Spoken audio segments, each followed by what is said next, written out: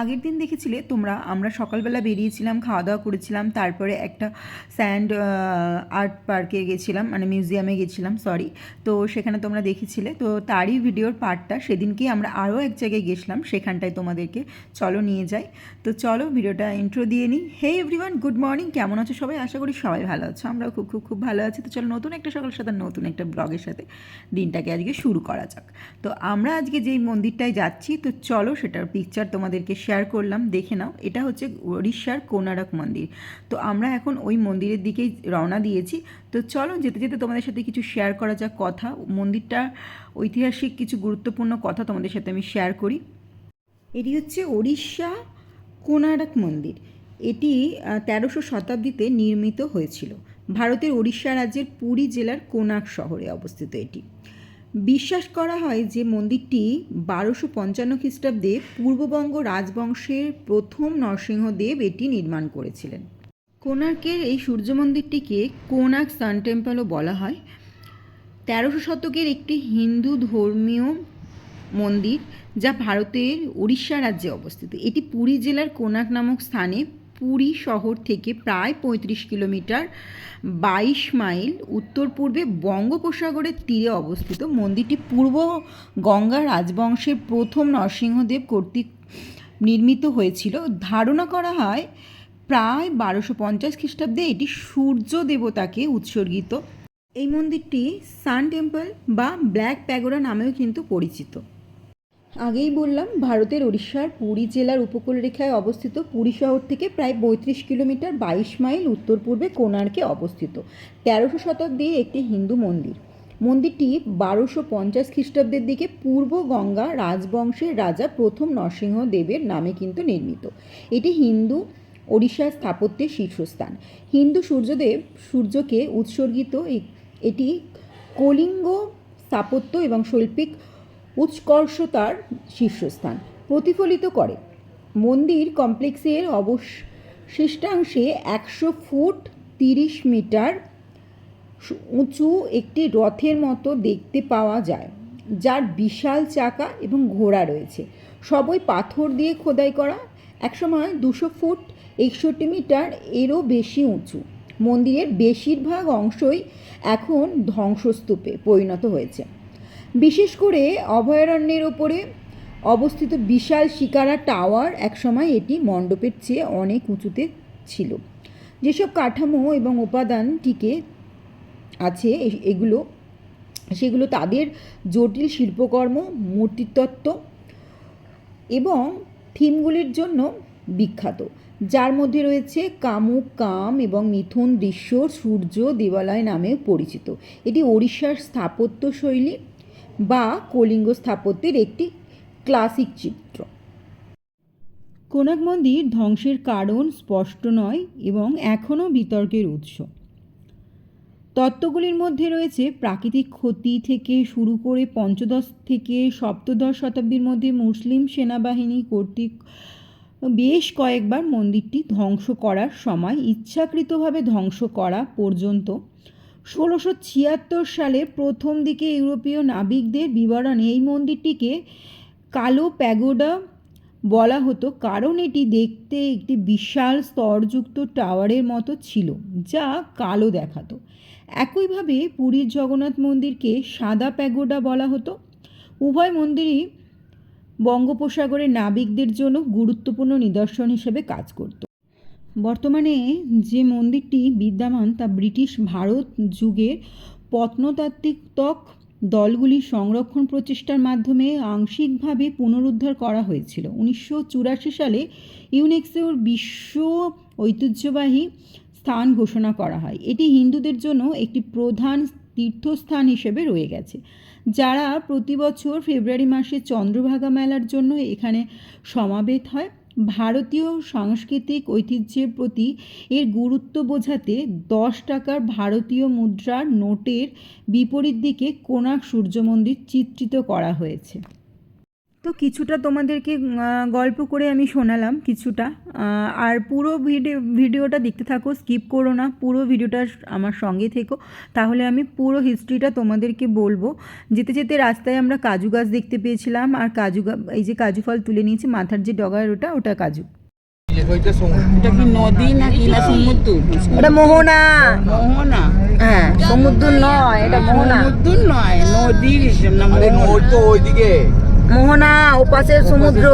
এই যে ঢালটা পড়েছে না, জলের স্তরটা বালির, ওর ওপাশটাই হচ্ছে সমুদ্র। হ্যাঁ, এইটা সেলিব্রিটিরা এসে থাকে হয়তো একদম আলাদা জায়গায়। হ্যাঁ, ওরা একটু নিরিবিলি পছন্দ করে, ওদের ডিস্টার্ব করলে ওদের ভালো লাগে না। হ্যাঁ, মানে এই লোকালিটিতে থাকবে না এসে। আমরা মনে করি বাবা কাজু গাছ। ওকে যখন বিচে যাবো না, বিচে যাবে না গো, না, না, এই রোদ্দুরে নামবো না বাবা, এই রোদ্দুরে নামলে পুরো পুড়ে হয়ে যাবো। ওই জন্য ওইখানে একটা জগন্নাথ মন্দির করে দিল যাতে সবাই হ্যাঁ, যে পরিমাণ গরম ছিল, গাড়িতে তো এসির মধ্যে ছিলাম, যেই নেমেছি বাইরে পাটা রেখেছি, ব্যাস গরমে পুরো ফেটে যাচ্ছিল ভাই, এত কষ্টকর ছিল মানে বলার মতন না। তারপরে একটা ছাতা কিনবো বলে আমরা দৌড়াদৌড়ি করছিলাম, ছাতা টুপি সমস্ত কিছু কেনা হয়েছিল, আর তারপরে এখানে কাজু দরাদর চলছিল, তো সেগুলো সব কিনে তারপরে আমরা মন্দিরের দিকে হাঁটা মেরেছিলাম। তো কাজু দরাদরি করা হচ্ছিলো, কিন্তু নিতে মানা করা হচ্ছিলো, গরমে না নাজেহাল অবস্থা হয়ে গেছিলো, বিশেষ করে দিদার যেহেতু বয়স হয়েছে, আর দিদা একটু হাঁটাচলা করলেই না দিদার শ্বাসকষ্ট হয়, তো ভীষণ কষ্ট হচ্ছিলো দিদার, তো একটুখানি হেঁটেই হাঁপিয়ে যাচ্ছিলো।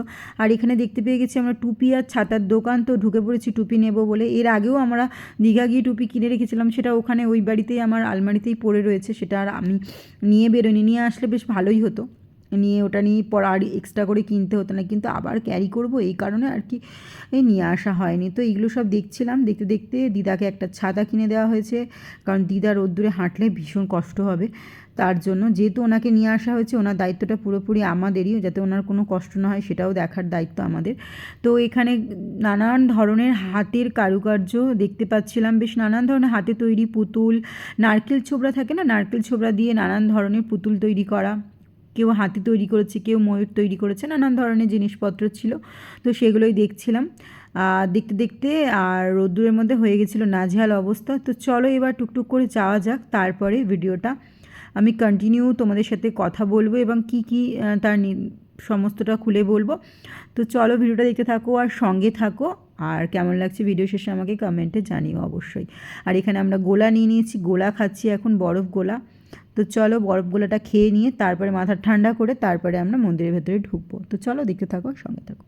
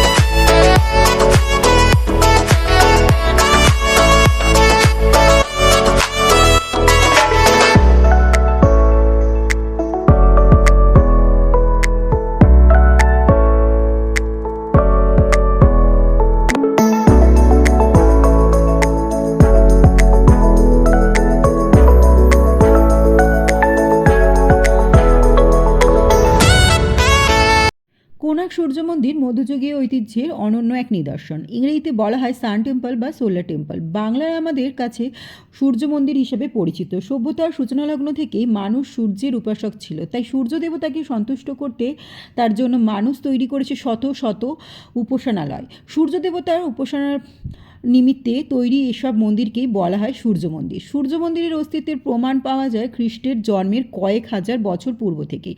ভারত, চীন, মিশর আর জাপানের মতো প্রাচীন ঐতিহ্য সমৃদ্ধ দেশগুলোকে এখনও দেখা মেলে প্রাচীন কিংবা মধ্যযুগে নির্মিত সূর্য মন্দিরের। তবে সারা বিশ্বে না হোক, অন্তত দক্ষিণ এশিয়ার দেশগুলোতে পাওয়া যায় মন্দিরগুলোর মধ্যে সবচেয়ে পুরাতন, সবচেয়ে ঐতিহ্যবাহী আর দর্শনার্থীদের জন্য আকর্ষণীয় মন্দিরটি। অবস্থিত ভারতের ওড়িশার কোনাক শহরে কোনাক সূর্যা মন্দির নামে পরিচিত এই মন্দিরের ইতিহাস, ঐতিহ্যের কথা আমরা জানবো এই আলোচনায়। তো চলো জানা যাক। গ্রিক উপকথার সূর্য দেবতা হিলিয়াসের মতো ভারতীয় উপমহাদেশের সনাতন ধর্মাবলম্বীদের পূজনীয় সূর্যা এ লেখায় সূর্য দেবতাকে সূর্যা নামেই সম্বোধন করা হয়েছে। দেবতারও রয়েছে একটি দর্শনীয় রথ, যাতে চড়ে তিনি আকাশে ঘুরে বেড়ান। তাই দেবতার সম্মানে কোণার্কের সম্পূর্ণ সূর্য মন্দিরটি তৈরি করা হয়েছে একটি অতিকায় রথের মতো করে। 7টি তেজি ঘোড়া টগবগিয়ে টেনে নিয়ে যাচ্ছে 12 চাকার উপর অবস্থিত একটি অতিকায় রথকে, যেটি আসলে মূল মন্দির, আর এর পুরোটাই পাথরে খোদাই করা, ভারী কারুকার্য পরিপূর্ণ। মন্দিরের মূল প্রবেশপথে দর্শনার্থীদের দৃষ্টি আকর্ষণ করে দুজন অতিকায় প্রহরী। না, জীবন্ত কোনো প্রহরী নয়, যুদ্ধের হাতিকে পিষে ফেলতে থাকা দুটি বড় বড় সিংহমূর্তি, যারা প্রতীকী অর্থে পাপ আর অসত্যকে বিনাশ করার প্রতীক। তবে এই অর্থটি আধুনিককালের এর মূল্য অর্থ হচ্ছে বুদ্ধ ধর্মের প্রতীক হাতি, চেয়ে হিন্দু ধর্মের সিংহ হিন্দু ধর্মের প্রতীক শ্রেষ্ঠত্ব নিদর্শ করা। তবে ওপর থেকে দেখলে সম্পূর্ণ মন্দিরটি একত্রে সূর্য দেবতার শ্রেষ্ঠত্ব আর মহিমায় প্রকাশ করে। সিংহদ্বয়কে পেরিয়ে সিঁড়ি বেয়ে ওপরে উঠলে মূল মন্দিরে প্রবেশের পূর্বে দেখা মিলবে একটি নত মন্দিরের। কোণার্কের এই সূর্য মন্দিরটি প্রতিষ্ঠার প্রথমকালে এই মন্দিরে নর্তকীরা নৃত্য পরিবেশন করত দেবতার সন্তুষ্টির জন্য। এরপর ভারতে প্রবেশ করলে পুরো মন্দিরের প্রাচীর দেওয়ালগুলোতে চোখে পড়বে জ্যামিতির প্যাটার্নে অঙ্কিত ফুল ও অনন্য নকশা। তবে দেয়ালের যে কারুকার্য অধিক নজর কাড়বে তা হলো কার্মাত নরনারী ও দেবতার যৌনকর্ম আর প্রণয়ের ছোট ছোট চিত্রকর্ম। প্রতিটি খোদাইয়ের প্রাচীন কামাসূত্রের প্রান্তই যেন চমৎকারভাবে ফুটে উঠেছে। এ ব্যাপারে একবার বিশ্বকবি রবীন্দ্রনাথ ঠাকুর বলেছিলেন, এখানে পাথরের ভাষা মানুষের ভাষাকে হার মানিয়েছে। 7টি ঘোড়া টেনে নিয়ে যাচ্ছে 12 জোড়া সুসজ্জিত চাকার ওপর অবস্থিত সূর্যা দেবতার রথ। এরকম চমৎকার নকশায় এই মন্দির তৈরি হয়েছে 13 শতকের দিকে। ঐতিহাসবিদগণ মনে করেন পূর্ব তীরের গঙ্গা রাজবংশের রাজা প্রথম নরসিংহদেব এই মন্দিরটি নির্মাণ করেছিলেন। অনুমানিক 1250 খ্রিস্টাব্দে শেষ হয়েছিল এর নির্মাণ কাজ। অভিজাত মনকে নির্মিত এই মন্দিরের ত্রুটিহীন পরিমাপ, নকশা আর চোখ ধাঁধানো সব পাথরে খোদাই কাজ যুগে যুগে মধ্যযুগীয় স্থাপত্যকলা ও নির্মাণ শৈলীর জয়গান গেয়ে চলেছে। পুরো মন্দির যুগে হাজারো ভাস্কর্যে ফুটে উঠেছে যেন পুরো মধ্যযুগীয় ভারতের চিত্রই। নরনারীর প্রেম, ঝগড়া, ফ্যাসাদ, বিরহ, বিচ্ছেদ, কলহ কিংবা রাজদরবারের চিত্র, রাজকবির গান, নর্তকীদের রাজসভায় নাচ আর যুদ্ধ ময়দানের হাতি ঘোড়া, তীর, বর্ষা, বর্ম পরিহিত সৈন্য, স্বর্গে মদ্যপানরত দেব দেবী আর আকাশে উজ্জ্বল চাঁদ সূর্য সবই আছে যে সেসব ভাস্কর্য আর খোদাই করা চিত্রকর্মে। কার্মদ ভাস্কর্যের জন্য কোণার্কের সূর্য মন্দিরের জুড়ি মেলা ভার। মানব জীবনের আদিম প্রবৃত্তিকে পাথরের মাঝে এমন সাবলীলভাবে ফুটিয়ে তোলার এই মন্দিরটি শুধু ওড়িশায় নয়, পুরো ভারতের সবচেয়ে সুন্দর মন্দিরগুলোর মধ্যে একটি। বাস্তবতা আর আধ্যাত্মিকতা এর প্রতিটি দেয়ালে মিলেমিশে দুইয়ের মধ্যে এক কাব্যিক মেলবন্ধন গড়ে তুলেছে। কিন্তু কালে কালে ক্ষয়প্রাপ্ত হওয়ার এর প্রকৃত সৌন্দর্য থেকে আজ আমরা বঞ্চিত হয়েছি, তাতে কোনো সন্দেহ নেই আমাদের। মাটি থেকে শতাধিক ফুট ওপরে অবস্থিত মন্দিরটির দেবতার মূর্তির জন্য পবিত্র বেদিটি ধ্বংসপ্রাপ্ত হয়েছে। প্রবেশপথে নত মন্দিরেরও যে অংশটুকু দেখা যায় তা 1/3 কম। তথাপি যা কিছু অবশিষ্ট আছে তাতেই এই মন্দিরটি অন্যগুলোর চেয়ে অনন্য। মন্দিরের দেয়াল ও দেবীর ভাস্কর্য এবং খোদাই করা পাথুরে কাজগুলোকে দুভাগে ভাগ করা সম্ভব। এটি ওপরের অংশ, অন্যটি নিচের। স্পষ্টত ওপরের কাজগুলো নিচেরগুলোর চেয়ে অধিক নিপুণ এবং সৌন্দর্যমণ্ডিত। ওপরের অংশে মূলত বিভিন্ন পৌরাণিক পশু পাখি ও দেব দেবীর ছবি রয়েছে। মা দুর্গার মহিষাসুরকে হত্যার ছবি, নিবিষ্টচিত্ত বিষ্ণু আর শিবলিঙ্গই এদের মধ্যে সবচেয়ে আকর্ষণীয়। তবে কৃষ্ণ, সরস্বতী আর গণেশের ভাস্কর্যও ছিল, যেগুলো ব্রিটিশ শাসনামলে লুণ্ঠিত হয়েছে। এরকম কিছু অত্যন্ত চমৎকার ভাস্কর্য বর্তমানে শোভা পাচ্ছে ইউরোপের বিভিন্ন দেশের জাদুঘরে। কোণার্ক সূর্য মন্দিরটি নির্মাণ করা হয়েছিল চন্দ্রভাগা নদীর তীরে, কিন্তু কালের বিবর্তনে নদীটির প্রতি গতিপথ বেঁকে যায় এবং ফলে মন্দিরটি থেকে নদীটির দূরত্ব বর্তমানে কয়েক কিলোমিটারের মতো। এটি নির্মাণ করা হয় কলিঙ্গ স্থাপত্যশৈলী অনুসরণ করে, পূর্ব দিকে মুখ করে রাখা। এর প্রবেশদ্বার এবং দেবতাদের আসন দেবী বেদি, ফলে প্রতিদিন ভোরবেলা সূর্যের প্রথম আভা সরাসরি দেবতাকে ছুঁয়ে যায়। ভারতবর্ষের বাইরে থেকে আনা খন্দালাই পাথরে তৈরি কাজ সম্পন্ন করা হয়। এর অন্যদিকে পূর্ব মন্দিরে রয়েছে 12 জোড়া নিখুঁত সূর্যঘড়ি, যেগুলো দিয়ে মিনিট পর্যন্ত সঠিকভাবে হিসাব করা হয়। 12 জোড়া রথের চাকার প্রতিটি এক একটি সূর্যঘড়ি। আগের উল্লেখ করা হয়েছে কোণার্ক সূর্য মন্দিরটি রাজা নরসিংহদেব নির্মাণ করেছেন। এ তথ্য নিয়ে ওই ইতিহাসবিদগণের মাঝে বিতর্ক প্রায় নেই বললেই চলে। তবে বিতর্ক আছে এর নির্মাণকাল এবং স্থান নিয়ে। কিছু উৎসের মতে এই সূর্য মন্দিরের নির্মাণ কাজ প্রাথমিকভাবে বিহারে শুরু হয়, তবে 1250 খ্রিস্টাব্দে যে বছর এর নির্মাণ কাজ শেষ হয়েছে বলে আমরা ইতিপূর্বে জেনেছি, কোনো কারণে এই নির্মাণ কাজ থেমে যায়। অসমাপ্ত থাকার কারণে কয়েক বছরের মধ্যে এটি ভেঙে পড়ে। পরবর্তীতে ওড়িশার বর্তমান স্থানটিতে শুরু হয় এর নির্মাণ কাজ এবং শেষ হয় 1270 এর দশকে। কিন্তু এর দাবির পক্ষে তর্ক করার মতো ইতিহাসবিদ খুব কমই রয়েছেন। অধিকাংশের মতে 1250 থেকে 60 এর মধ্যে শেষ হয়েছে এর সূর্য মন্দিরের নির্মাণ কাজ এবং বর্তমান স্থানটিতেই কেবল এর নির্মাণ কাজ হয়েছে। কোণার্কের সূর্য মন্দিরটি কখনো পুরোপুরি ভেঙে পড়েনি, এ ব্যাপারে একমত প্রায় সবাই। তথাপি মন্দিরটি বর্তমানে পুরো অক্ষত নেই। বিভিন্ন সময়ে মন্দিরের বিভিন্ন অংশ ক্ষয়প্রায় হয়েছে। সেগুলো নিয়ে রয়েছে একটি মুখরোচক গল্প, যা যুগে যুগে এই মন্দিরের পুরোহিতদের মুখে মুখে চলে আসছে। গল্পটি একটি শক্তিশালী চুম্বকের বলা হয়। সূর্য মন্দিরের ঠিক মাথায় ছিল একটি অত্যাধিক শক্তিশালী এবং বড় চুম্বক। এর চারপাশে দেয়ালে ছিল তুলনামূলকভাবে কম শক্তির চুম্বক। ফলে কেন্দ্রের চুম্বকটির আকর্ষণে পুরো মন্দিরের কাঠামো ভারসাম্যপূর্ণ থাকত। কিন্তু ঝামেলা বাঁধে মন্দিরের অদূরে চন্দ্রভাগা নদীতে জাহাজের চলাচলের ক্ষেত্রে এই চুম্বক এত শক্তিশালী ছিল যে এর কারণে নদীতে যাতায়াত করা বাণিজ্যিক জাহাজগুলোর কম্পাস দিক নির্ণয়ে ভুল করত। কোনো কোনো জাহাজ তো ডুবেই যেত। এই কারণে মুসলিম বণিকরা আফগান নাকি পারস্যের এরকম কোনো পরিচিত নেই একবার কোণার্কে জাহাজ ভিড়িয়ে ছিনিয়ে নেয় মন্দিরের মাথার বড় চুম্বকটি, আর তাতে ভারসাম্য হারিয়ে ধসে পড়ে মন্দিরটি। এর চেয়ে দুর্বল আরও একটি গল্প প্রচলিত রয়েছে। সেটি হচ্ছে কালো পাহাড়কে নিয়ে। 15 শতকে কালো পাহাড়ের আক্রমণে কোণার্ক সূর্য মন্দির একবার ধসে পড়েছিল বলেও দাবি।